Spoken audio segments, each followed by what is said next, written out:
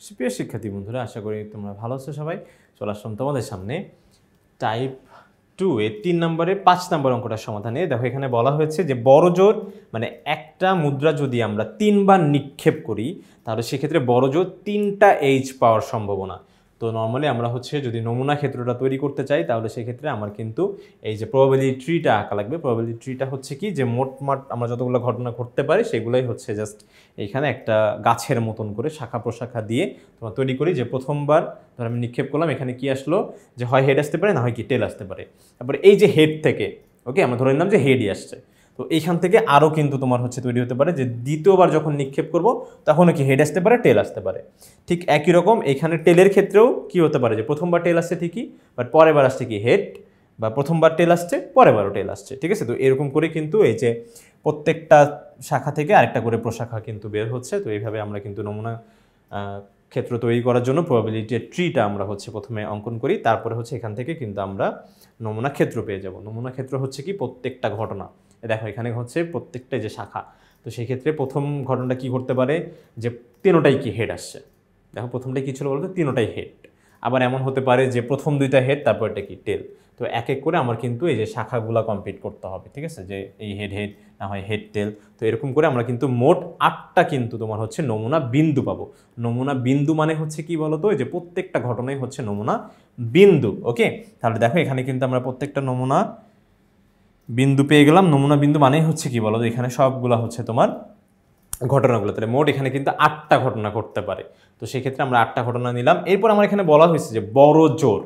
তো যখনই আমাদের এরকম বড় জোর বা সর্বোচ্চ বলবে তখনই আমরা ধরে নিব যে এইটার বেশি হলে সমস্যা। ঠিক আছে, কমপক্ষে বললে কম হলে সমস্যা, আর বেশি বা বড় জোর সর্বোচ্চ বললে তোমার বেশি হওয়া যাবে না, যা বলা আছে তার বেশি হওয়া যাবে না। ঠিক আছে, বেশি হওয়া যাবে না, বেশি হওয়া যাবে না।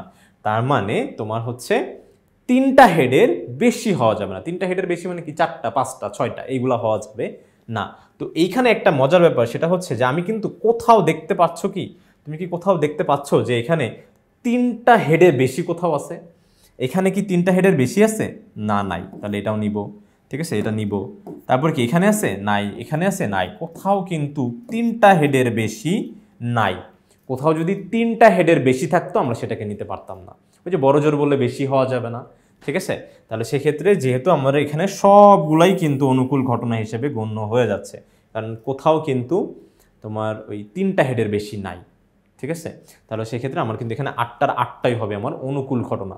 তো জানি আমরা সম্ভাবনা বের করার ফর্মুলা কি, সমগ্র সম্ভাব্য ঘটনা, নিচে কি সমগ্র সম্ভাব্য, মানে যতগুলো ঘটনা ঘটতে পারে আসলে। তো মূলত আমরা এখানে 8টা ঘটনা ঘটতে পারে। আর অনুকূল ঘটনা মানে যেটা আমি চাচ্ছি, অনুকূল ঘটনা যেটা আমি চাচ্ছি। তো আমি কোনটা চাচ্ছি বলতো, আমি এখানে চাচ্ছি যে আমার 3H এর মানে বড় জোর 3H আসুক।